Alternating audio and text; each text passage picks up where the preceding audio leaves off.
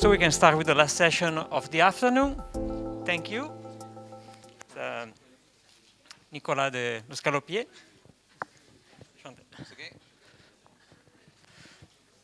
Okay, so if we ask the surgeon, there is no doubt neuro-orthopedic surgery for post-stroke equinovarus foot gives very good results.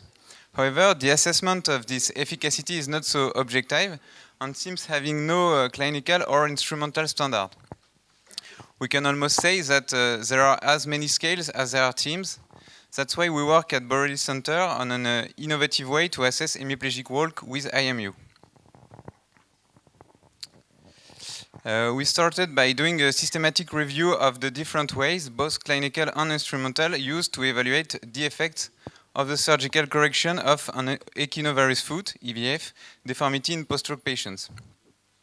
The identified studies were analyzed to determine and to evaluate the outcomes, the clinical criteria, and the way used to analyze the impact of surgery on gait pattern, instrumental or not. A total of 33 studies were included.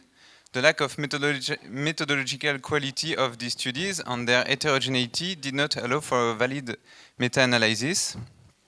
In all, 17 of the 33 studies involved exclusively stroke patients.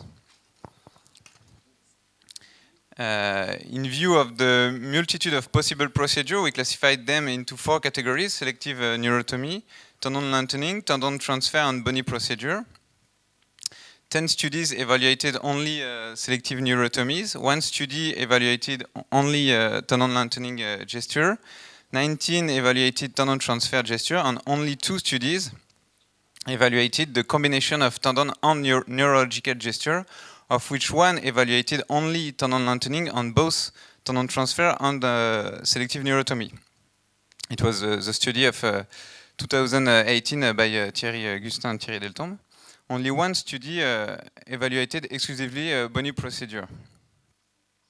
So we can see that there is a great heterogeneity of attitude with an old divide between neurological and tendinous procedures due to the fact that they are performed by different surgical teams. For several years, the performance of all these procedures by the same teams has made it possible to refine the indications and to perform combined procedures. Few series have analyzed the results of this global management. It's important that future series do not take into account only one procedure or another, but the neuro-orthopedic management itself. Sorry. About clinical assessment, which is the part of the subject, numerous scales and measurement methods have been used, but none of them has imposed itself. This clearly shows the absence of a validated generic scale for evaluating walking in hemiplegics. On the other hand, the measurements of joint kinematics in analysis, also easily achievable and reproducible, does not give a good idea of what really happens in the closed chain during walking. Only 14 studies assessed patient satisfaction, mostly with simple numerical scales. Patient-reported outcome measures were widely used, and only SF-36 or Satispart stroke. In our practice, the goal attainment scale is the most useful tool. As you know, the GAS is a method for quantifying progress on personal goals. This personalized analysis allows to directly evaluate the success of the intervention according to the defined objective. It represents a sensitive and specific analysis of the results. In some studies, the GAS was the only scale capable of detecting change after treatment. Standard scales sometimes show no change, while the GAS goal is achieved. The main reason for this is that the goals and fixed GAS often do not correspond to any of the items of the standard scales. For us, this functional analysis must now be part of the systematic clinical analysis of the outcome of the intervention. About gait assessment now, 11 studies conduct a non-instrumental walking analysis. 6 studies use the 10-meter walk test and 1 the 6-minute walk test. Note that the 6-minute walk test did not show any correlation with the functional scores achieved in this study. In 1 study, only the walking velocity was evaluated over 10 meters. 4 studies used sensorless video recording, allowing for secondary measurement of analytical joint mobility by several observers. About instrumental gait analysis, it was performed in only 10 studies, and only 6 studies associated it with clinical and functional analysis. Regarding spatiotemporal parameters, the most frequently used were elementary parameters that did not require any specific indicators or calcul, such as speed or step length. Kinematics analysis evaluated ankle range of motion and sometimes knee range of motion. Ankle dynamic range of motion was the most frequently used criterion. No scores or other assessment methods were used. To the best of our knowledge, inertial measurement systems have never been studied in this type of study. As we said before, there is no correlation between the analysis of the open and closed chain gates, and if analytical analysis is easily done and traceable in the medical record, global analysis of gait is more difficult to assess in an objective way. For this purpose, instrumental gait analysis methods are of considerable help. The gold standard is quantitative gait analysis, QGA, which provides more precise data for assessing surgical outcome, to improve the surgical program in spastic EVF and define more standardized strategies. However, there is no consensus on QGA indices. As such, consensus requires a team of engineers and physicians trained in interpreting such data. There is also a delay between acquisition and final analysis. Finally, the analysis can only be conducted in dedicated premises, often located far from where the patient lives or is being followed. For all those reasons, QGA is difficult for doctors to implement in routine clinical practice and postoperative follow-up. So neuro-orthopedic surgery for post-stroke equinovarus foot is becoming better defined. However, the method of outcome assessment is not yet well established. The complexity in the evaluation of the gait of patients with EVF and therefore the analysis of the effectiveness of the surgical management performed requires the integration of a patient-centered functional dimension, such as the gas, and a reliable and reproducible quantified gait analysis, which is routinely usable clinically if possible. So I will talk to you about an alternative way, which is to use a combined accelerometric and gyroscopic data on an inertial measurement unit, IMU. IMUs have the advantage of being lightweight, inexpensive, and easy to use in practice. Inertial locography, ILG, is a QGA method based on IMU signal. The Smart Check protocol is a protocol providing gait performance and quality data on a 2 × 10 meters trips with a U-turn in a corridor near the consultation room. It has been validated for clinical use in gait assessment in patients with osteoarthritis or neurologic pathology.